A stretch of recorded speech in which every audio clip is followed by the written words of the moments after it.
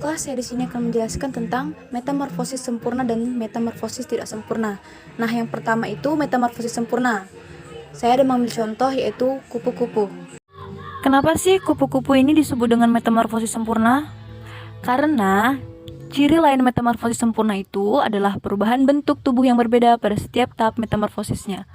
Kan kelihatan nih, kupu-kupu tuh awalnya dari telur, larva, pupa, nah menjadilah kupu-kupu. Makanya disebut dengan metamorfosis sempurna, karena ada perubahan bentuknya. Nah, awalnya ini kupu-kupu berada pada fase telur, dan di mana telur kupu-kupu ini memiliki bentuk bulat dan kecil serta berwarna putih. Uniknya, kupu-kupu ini memiliki daun pada bagian bawah untuk meletakkan telurnya. Nah, biasanya proses telur ini bertahan dari 3-5 hari sebelum akhirnya menetas. Ketika menetas, telur tersebut akan membuat lubang kecil di kulit telur. Nah, fase yang kedua itu adalah larva atau disebut juga dengan fase ulat. Di mana dalam fase ini hewan ini suka sekali memakan dedaunan sehingga cukup merugikan karena merusak tanaman. Nah, pada proses ini, ulat mengalami perubahan yang cukup cepat. Ulat bisa mengalami pergantian kulit sebanyak 6 kali, yang disebut proses molting. Tahu nggak sih ciri-ciri dari ulat ini? Nah, ulat itu berbentuk silindris dan juga memiliki duri, rambut, dan tuberkel. Setelah mencapai pertumbuhan maksimal, ulat akan berhenti makan dan mencari tempat perlindungan. Biasanya, larva ini mencari tempat terdekat yang memiliki ranting atau daun untuk proses pembuatan anyaman benang. Nah, proses itu tuh disebut dengan proses prepupa, yang dimana akan menjadi pupa atau kepompong. Masuk proses ketiga, itu adalah pupa yang kita bilang tadi atau kepompong. Dalam fase pompong ini, itu kan disebut dengan fase prepupa ya, yang akhirnya nanti ulat melepas kulit gitu kan menjadi kepompong atau pupa. Rata-rata pupa atau kepompong itu membutuhkan waktu 7 hingga 20 hari untuk selanjutnya masuk ke fase kupu-kupu. Pada proses pupa ini, ulat mengeluarkan enzim yang membuat tubuhnya menjadi meleleh.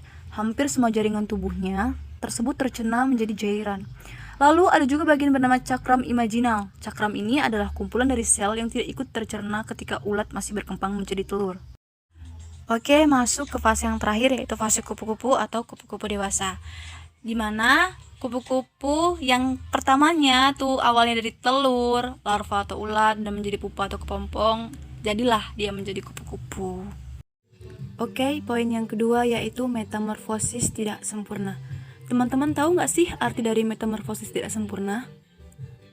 Ya, metamorfosis tidak sempurna adalah daur hidup hewan yang mengalami perubahan bentuk yang tidak jauh berbeda antara satu fase dengan fase lainnya.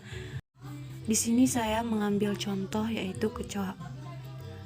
Fase kecoa yaitu pertama dimulai dari fase telur, di mana setelah 3-7 hari perkawinan, kecoa betina akan menghasilkan telur yang berbentuk seperti kapsul atau disebut kapsul telur.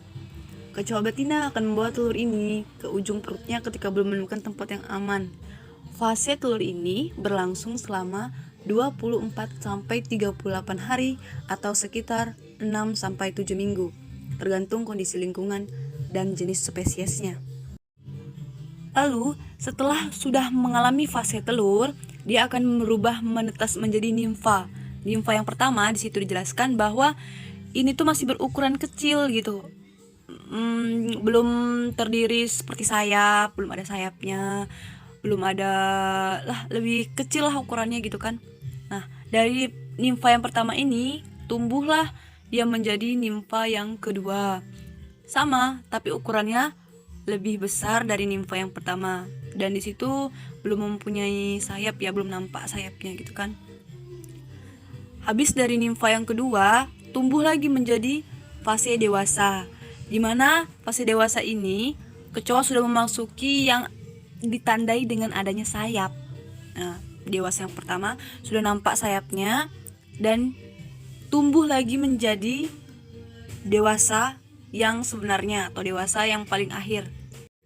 Secara umum, total masa hidup kecoa berkisar antara 3-4 bulan hingga 2 tahun, tergantung dengan jenis spesies dan kondisi lingkungan.